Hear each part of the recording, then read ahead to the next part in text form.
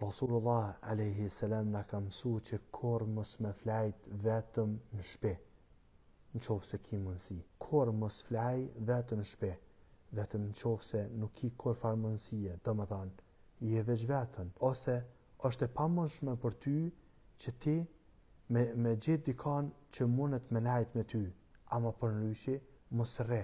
Për shembull, i ki fëmijët e tu, edhe gruaja jote don me shku te baba, te nana vet, te vllazën e vet. Këtë në rregull.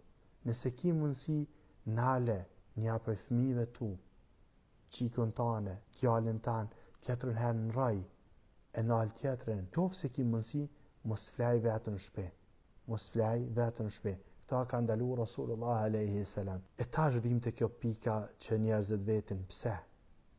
Thuti që këti kena kuptu pse, veç që ta s'kena mujt me kuptu pse.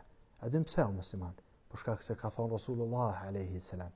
Jo po në po du me dit pse, unë po të kallëzoj që ka thonë Rasulullah alayhi salam. E ti ndash bane, ndash mëse ba, deri kur, deri të bjen në i caktim që e kuptën të një pse, po të në shtë A nuk të mjaftën ti vetja jote si dëshmitar që nuk është mirë me kanë vetën shpi.